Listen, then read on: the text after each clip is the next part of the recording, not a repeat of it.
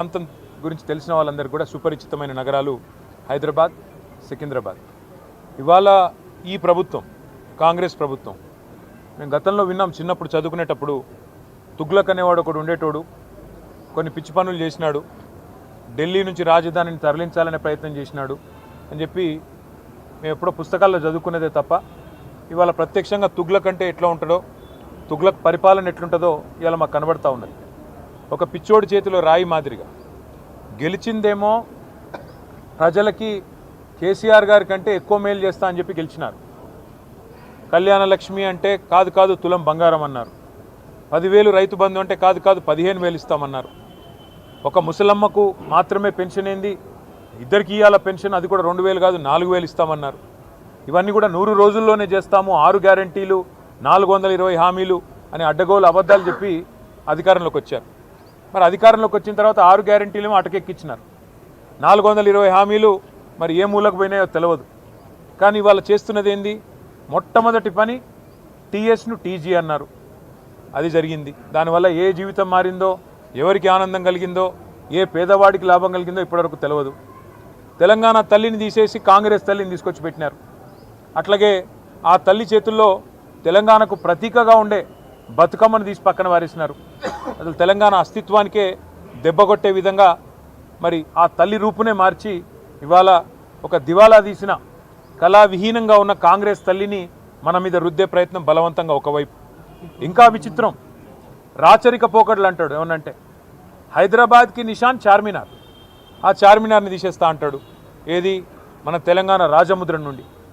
కాకతీయ రాజులు, కాకతీయ డైనాసిటీ వారు తెలంగాణకు చేసిన విశేషమైన మేలు మీరు చూడాలి అనుకుంటే మీరు తెలంగాణలోని ఏ జిల్లాకి పోయినా వారు కట్టించిన చెరువులు, వారి ఆధ్వర్యంలో జరిగిన వ్యవసాయ పురోగతి ఇవన్నీ మీకు కనబడతాయి.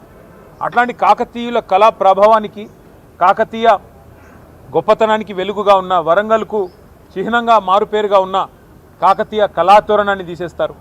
ఇట్లా అపసవ్యపు పనులు, దిక్కుమాలిన పనులు, తుగ్లక్ పనులు తప్ప ఈ ముఖ్యమంత్రి గారు చేసిందేమీ లేదు. ఇంకా విచిత్రమైన విషయం ఏమంటే కేసీఆర్ గారి నాయకత్వంలో అధికార వికేంద్రీకరణ జరగాలి అని చెప్పి, ప్రజల దగ్గరికి పాలన పోవాలి, ప్రజాపాలన అంటే నిజమైన నిర్వచనం ప్రజల దగ్గరికి ఎంత సన్నిహితంగా పాలన ఉంటే అంత మంచిదని చెప్పి 10 జిల్లాల తెలంగాణని 33 జిల్లాలు చేసుకున్నాం. కొత్త రెవెన్యూ డివిజన్లు ఏర్పాటు చేసుకున్నాం, కొత్త మున్సిపాలిటీలు, కొత్త మండల కేంద్రాలు, అట్లాగే తాండాలు గ్రామ పంచాయతీలుగా అట్లా కేసీఆర్ గారి నాయకత్వంలో ప్రజల దగ్గరికి పరిపాలన తీసుకొని పోయే ప్రయత్నం చేసినాం. హైదరాబాద్ మహానగరంలో కూడా గతంలో 24 సర్కిల్ ఉంటే గ్రేటర్ హైదరాబాద్ మున్సిపల్ కార్పొరేషన్లో 30 సర్కిళ్లకు పెంచుకున్నాం. గతంలో 4 జోన్లు ఉంటే 6 జోన్లు చేసుకున్నాం. ప్రతి జోనల్ కమిషనర్కి, ప్రతి డెప్యూటీ కమిషనర్కి శాంక్షన్ లిమిట్స్ పెంచుకున్నాం. అంటే ఇవన్నీ చేసుకున్నాం, కానీ హైదరాబాద్ అస్తిత్వాన్ని మాత్రం మేము ముట్టుకోలేదు, హైదరాబాద్ అస్తిత్వాన్ని దెబ్బతీసే ప్రయత్నం చేయలేదు. ఎందుకంటే హైదరాబాద్ అనేది ఒక హైదరాబాద్ ప్రజలకు సంబంధించి కాదు, తెలంగాణ ప్రజలందరికీ గర్వకారణమైన ఒక ఐడెంటిటీ హైదరాబాద్, సికింద్రాబాద్ జంట నగరాలు అంటే మనం చిన్నప్పటి నుంచి వింటున్న మాట. అట్లాంటిది ఇవాళ ఈ తుగ్లక్ ముఖ్యమంత్రి ఆయన తీసుకున్న ఒక నిర్ణయం వల్ల సికింద్రాబాద్కు ఒక ఐడెంటిటీ అనేది లేకుండా, ఒక అస్తిత్వం అనేది లేకుండా సికింద్రాబాద్ని శాశ్వతంగా చరిత్ర పుటలకి మరి పరిమితం చేసే విధంగా ఈ ముఖ్యమంత్రి, ఈ ప్రభుత్వం తీసుకున్న ఒక నిర్ణయాన్ని వ్యతిరేకిస్తూ, ఒక రాజకీయ పార్టీ కాదు, సికింద్రాబాద్లోని అన్ని వర్గాల ప్రజలు ఒకటై, దానిలో అక్కడ ఉన్న ప్రజాప్రతినిధులంతా మా వాళ్ళు. సికింద్రాబాద్ ఎమ్మెల్యేగా పద్మారావు గారు ఉన్నారు, సనత్ నగర్కి శ్రీనివాస్ యాదవ్ గారు ఉన్నారు, అట్లాగే మరి మా నాయకులందరూ ఎమ్మెల్యేలు, ఎమ్మెల్సీలు ఉన్నారు. వారందరినీ కూడా వారు ఆహ్వానించారు. సికింద్రాబాద్కు సంబంధించిన పుర ప్రముఖులు, సికింద్రాబాద్కు సంబంధించిన మరి సికింద్రాబాద్ ప్రేమికులు వారు ఆహ్వానించి సికింద్రాబాద్ అస్తిత్వాన్ని, మేము పుట్టిందాడినే మరి ఇక్కడ పుట్టిన బిడ్డలుగా మరి మీరు కదా కాపాడాలి, ఈ ప్రభుత్వం తుగ్లక్ పనులు చేస్తుంటే మీరేం చెయ్యరా అని వారు మీటింగులు పెట్టి పిలిస్తే మేము మా పార్టీగా పోయి చెప్పినాము. ఏం చెప్పాము, ఈ జంట నగరాలు జోడెద్దులు, ఈ జంట నగరాలకు స్పెషల్ ఐడెంటిటీ ఉన్నది, లష్కర్ అంటారు, పట్నం అంటారు, ఇట్లాంటి అస్తిత్వాన్ని దెబ్బతీయకండి, అనవసరంగా తుగ్లక్ పనులు చేయకండి. మీకు అధికారం ఇచ్చింది 6 గ్యారంటీలు అమలు చేయమని, మీకు అధికారం ఇచ్చింది 420 హామీలు ఏవైతే మీరు చెప్పారో అమలు చేయమని, మీకు అధికారం ఇచ్చింది బీసీలకు 1,00,000 కోట్లు పెడతామని మీరు చెప్తే దాన్ని నమ్మించినారు. మీకు అధికారం ఇచ్చింది ఎస్సీలకు, ఎస్టీలకు కేసీఆర్ గారు 10 లక్షలు ఇస్తున్నాడు దళిత బంధు, నేను 12 లక్షలు ఇస్తానంటే నమ్మి మీకు ఇచ్చారు. మరి 2 ఏళ్ళు అయింది. హైదరాబాదు సికింద్రాబాదు ఈ జంట నగరాల్లో ఒక ఇల్లు కట్టినావా కనీసం? ఒక ఇటుక పెట్టినావా ఈ 2 ఏళ్లలో? ఒక్క ఇల్లు కనీసం 2 ఏళ్ళు అయిపోయింది, చేయలేదు, మంజూరు చేయలేదు. ఒక్క కొత్త రోడ్ వేసినావా? ఒక్క కొత్త ఫ్లైఓవర్ కట్టినావా? ఏదీ లేదు. ఉన్నవి కూలగొట్టుడు తప్ప కట్టిందైతే ఏం లేదు.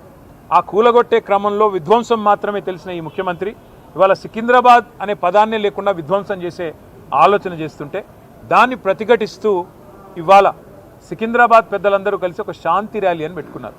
దానికి మమ్మల్ని అందరినీ ఆహ్వానిస్తే ఇవాళ ఉదయం అందరం తెలంగాణ భవన్లో సమావేశం అవుదాం, ఇక్కడ సమావేశమై మన గౌరవ ప్రజాప్రతినిధులందరం కూడా కలిసికట్టుగా పోదాం, సంఘీభావం చెప్దామని చెప్పి మేమందరం ఇక్కడ చేరుకున్న తర్వాత మాకు తెలిసింది శ్రీనివాస్ యాదవ్ గారిని హౌస్ అరెస్ట్ చేసే ప్రయత్నం చేస్తున్నారు, పద్మారావు గారిని హౌస్ అరెస్ట్ చేసినారు, మిగతా మన కార్పొరేటర్లని, మిగతా మా నాయకులని, దాదాపు 8,000 మంది మా సోదరులని సోదరిమణులని ఎక్కడి వాళ్ళని అక్కడ అరెస్టులు చేస్తూ ఉన్నారని చెప్పి ఇక్కడికి వచ్చిన తర్వాత తెలిసింది. అందుకే నేను ఈ తుగ్లక్ ముఖ్యమంత్రి గారికి చెప్పేది ఒకటే, మీ అధికారం అపరిమితమని మీరు అనుకుంటున్నారు. అధికారం 5 ఏళ్లకు ఒకసారి ప్రజలు రెన్యూ చేస్తే మళ్ళీ వస్తుంది తప్ప మీ ఇష్టం ఉన్నట్టు తుగ్లక్ పనులు చేస్తూ పోతుంటే అధికారం ఎవరికి శాశ్వతం కాదనేది ముఖ్యమంత్రి గారు గుర్తుపెట్టుకోవాలి.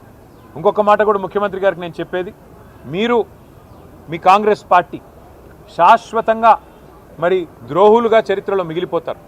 తెలంగాణ అస్తిత్వాన్ని దెబ్బతీసిన ద్రోహులుగా, తెలంగాణ తల్లిని రూపుమాపి కాంగ్రెస్ తల్లిని ప్రతిష్ఠించిన ద్రోహులుగా, తెలంగాణ సంస్కృతిని తెలంగాణ అస్తిత్వానికి చిహ్నమైన కాకతీయ కళాతోరణాన్ని, చార్మినార్ని, తెలంగాణ ఆడపడుచులకు అత్యంత ప్రీతిపాత్రమైన బతుకమ్మని, వీటిని దెబ్బతీసిన ద్రోహులుగా నీ ప్రభుత్వం నీ పార్టీ నిలబడిపోతుంది. అదే కోవలో అదే వరుసలో సికింద్రాబాద్ అస్తిత్వాన్ని కూడా మీరు ఏదైతే దెబ్బతీసే ప్రయత్నం చేస్తున్నారో ఇది మీకు మంచిది కాదు. ఒకటి మాత్రం పక్కా, ఇవాళ మీరు ఈ ర్యాలీని ఏదో భగ్నం చేసి మా వాళ్ళని కొంతమందిని అరెస్ట్ చేసి మీరేదో సాధించినాము అని చెప్పి మీరు పైశాచికానందం పొందొచ్చు, కానీ ఇది తాత్కాలికం మాత్రమే.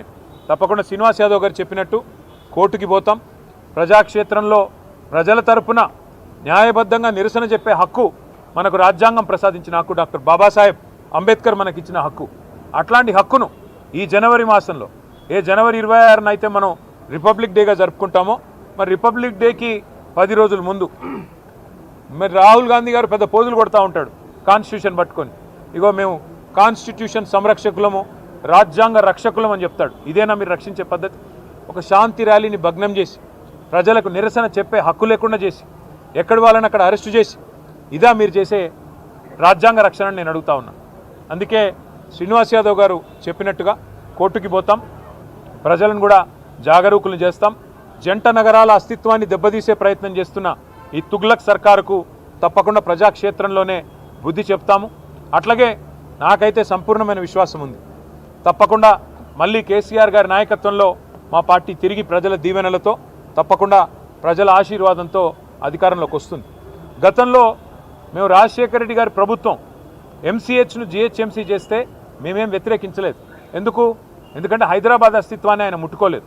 కానీ ఇవాళ ఈ ముఖ్యమంత్రి హైదరాబాద్ అస్తిత్వాన్ని దెబ్బతీసి జంట నగరాలుగా కాకుండా ఏదో 4th సిటీ అంట, ఫ్యూచర్ సిటీ అంట. ఫ్యూచరే లేని ముఖ్యమంత్రి ఫ్యూచర్ సిటీ కడతానంటే ఎవరు నమ్ముతాడు? ఎవరు దాన్ని విశ్వసిస్తారు? అందుకే మేము చెప్పేది ఒకటే, మళ్ళీ మా ప్రభుత్వం అధికారంలో ఖచ్చితంగా వస్తుంది. గతంలో 33 జిల్లాలు ఏర్పాటు చేసింది కేసీఆర్ గారి ప్రభుత్వం. 10 జిల్లాలు ఉన్న తెలంగాణని 33 జిల్లాలు చేసింది కేసీఆర్ ప్రభుత్వం. ఒకవేళ సికింద్రాబాద్ ప్రజల మనోభిష్టమే అయితే, సికింద్రాబాద్ ప్రజల మనోభిష్టం సికింద్రాబాద్ జిల్లా కావాలన్నదే ఉంటే తప్పకుండా మరొక జిల్లాగా సికింద్రాబాద్ని కూడా ఏర్పాటు చేసే దిశగా మా ప్రభుత్వం వచ్చిన తర్వాత ఆలోచన చేస్తాం. ఈ ముఖ్యమంత్రి గారు ఉన్న జిల్లాలు తీసేస్తా అంటున్నాడు. ఆయన కోపం ఏందో ఆయన బాధ ఏందో మాకైతే అర్థం కావట్లేదు. ఎవడైనా తెలివైన ముఖ్యమంత్రి 2016లో జిల్లాలు ఏర్పడితే 10 ఏళ్ల తర్వాత జిల్లాలు సెటిల్ అయ్యి కలెక్టర్లు కూర్చొని ప్రజలు అలవాటు పడి, ప్రజలు కరీంనగర్ పోయే వాళ్ళు సిరిసిల్లలోనే పనిచేసుకుంటుంటే, మహబూబ్ నగర్ పోయే వాళ్ళు గద్వాలలోనే కలెక్టర్ గారిని కలుస్తుంటే నీకొచ్చిన నొప్పి ఏంది నేను అడుగుతా ఉన్నాను. 33 జిల్లాల్లో 33 కలెక్టరేట్లు కట్టుకున్నాం. ఒక్కో కలెక్టరేట్ మీ మంత్రి కోమటిరెడ్డి వెంకటరెడ్డి చెప్పిండు, మేము చెప్పడం కాదు. ఇలాంటి కలెక్టరేటు ఏదైతే ఇక్కడ ఉన్నదో, భువనగిరి కలెక్టరేట్ చూసినాక కోమటిరెడ్డి వెంకటరెడ్డి ఆనాడు ఎంపీగా చెప్పినాడు, కొన్ని రాష్ట్రాల్లో సెక్రటేరియట్లు కూడా ఉండే ఇట్లా అని చెప్పినాడు.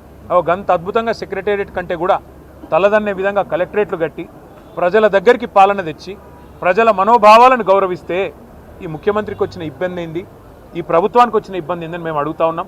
అట్లాగే అవసరమైతే సికింద్రాబాద్ను జిల్లా చేసే దిశగా ఆలోచన చేయాలి కానీ సికింద్రాబాద్ ప్రజల మనోభావాల్ని గౌరవించే దిశగా ఆలోచన చేయాలి కానీ ఈ రకంగా జంట నగరాలని వాటి అస్తిత్వాన్ని చావుదెబ్బగొట్టే విధంగా ఫ్యూచర్ సిటీ పేరిట, ఫోర్త్ సిటీ పేరిట పనికిమాలిన తుగ్లక్ పనులు చేయకుండా మరి ప్రజల మనోభావాల్ని గౌరవించే దిశగా పోవాలని, అట్లాగే తప్పకుండా న్యాయస్థానానికి పోతాం.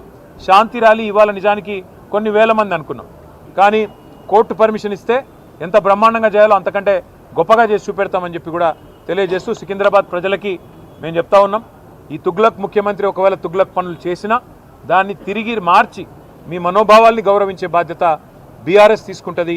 మీరు తప్పకుండా కేసీఆర్ గారి నాయకత్వంలో మీ మనోభావాల్ని వారికి కూడా నివేదించి తప్పకుండా మీ ఆలోచనని గౌరవించే విధంగా ముందుకు పోతామని చెప్పి తెలియజేస్తూ ఈరోజు మరి అరెస్ట్ అయిన వారందరినీ కూడా బేషరతుగా, ఎందుకంటే మేము మరి వారికి అనవసరంగా ఇన్కన్వీనియన్స్ కాజ్ చేయాలని మేము కూడా అనుకోవట్లేదు, అరెస్ట్ అయిన వారిని బేషరతుగా విడుదల చేయాలని చెప్పి కూడా మేము పోలీసు వారికి కూడా డిమాండ్ చేస్తూ మరి ఇట్లాంటి తుగ్లక్ పనులు మానుకోవాలని ముఖ్యమంత్రి రేవంత్ రెడ్డి గారిని కూడా మరొకసారి హెచ్చరిస్తూ మీ అందరు కూడా మీడియాకు కూడా థ్యాంక్ యూ.